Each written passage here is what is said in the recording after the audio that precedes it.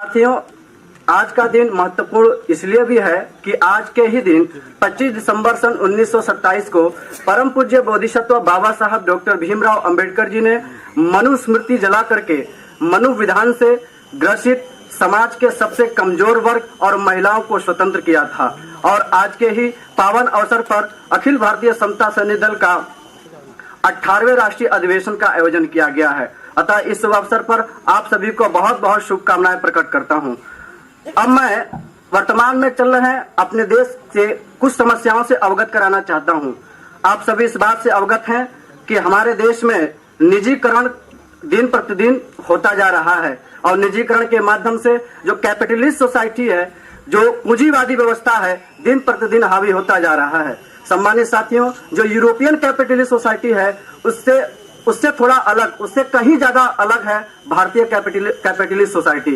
भारतीय capitalist society इसलिए अलग है क्योंकि इंडियन कैपिटलिज्म में ब्राह्मणिकल सोशल ऑर्डर का मिश्रण है, अर्थात पूंजीवाद और ब्राह्मणवाद का दोनों का आपसी सम्मिश्रण है। और इसके संदर्भ में है कि पूंजीवाद गरीबों और मजलूमों का दुश्मन है, लेकिन बाबा साहब अम्बेडकर कहते हैं कि गरीबों और मजलूमों का दुश्मन पूंजीवादी नहीं बल्कि ब्राह्मणवाद भी है। तो साथियों, जो पूंजीवादी ब्राह्मणवादी व्यवस्था है भारत में, यह हमारे देश की लोकतंत्र, धर्मनिरपेक्षता और समाजवाद के लिए सबसे ज्यादा खतरा साबित हो रहा है, जिसके परिणाम स्वरूप आए दिन निजीकरण के माध्यम से समाज के कमजोर वर्गों को तमाम संवैधानिक अधिकारों से वंचित करने का षड्यंत्र हो रहा है। इसके संदर्भ में अखिल भारतीय समता सैनिक दल क्या कदम उठाएगा और इसके संदर्भ में क्या समाधान निकाल, इस पर विचार करने योग्य है। और हमें आशा है कि इसके संदर्भ में अच्छा ही विचार करेंगे और इसका अच्छा ही सुझाव पेश करेंगे, नया समाधान निकालेंगे।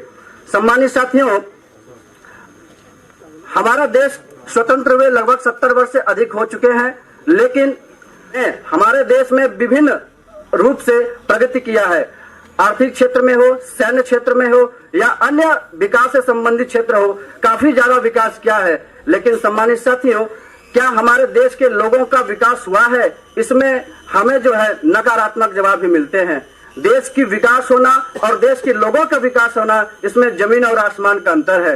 जब हम देश के लोगों के विकास की बात करते हैं तो हमें उत्तर ना के बराबर में ही मिलता है।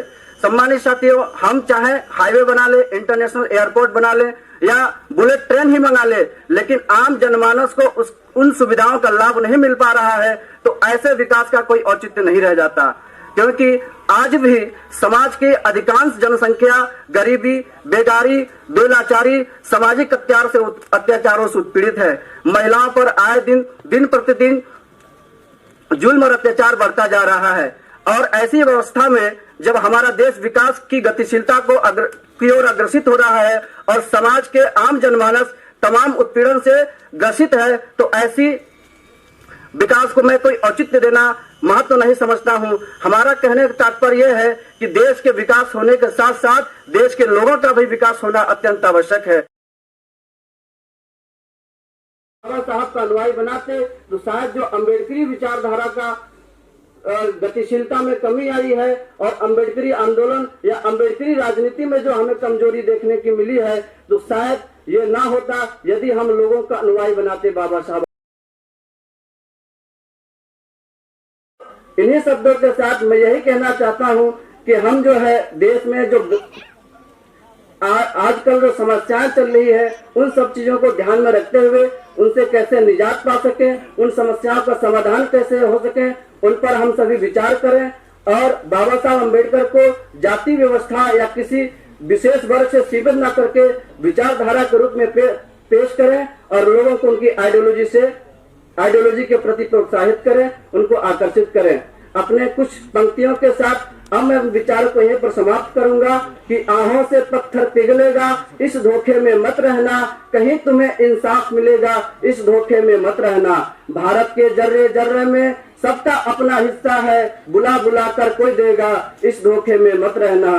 कहा किसी ने तेरे भाग्य में धन दौलत की रेखा है, छप्पर फाड़ के धन बरसेगा, इस धोखे में मत रहना। कहा किसी ने तेरे भाग्य में धन दौलत की रेखा है, छप्पर फाड़ के धन बरसेगा, इस धोखे में मत रहना। भाग्य और भगवान तो प्यारे ये तो एक छलावा है, ईश्वर ही कल्याण करेगा, इस धोखे में मत रहना। इन्हीं शब्दों के साथ अब मैं अपने विचार को यहीं पर समाप्त करता हूँ। जय भीम, जय भारत, जय संविधान।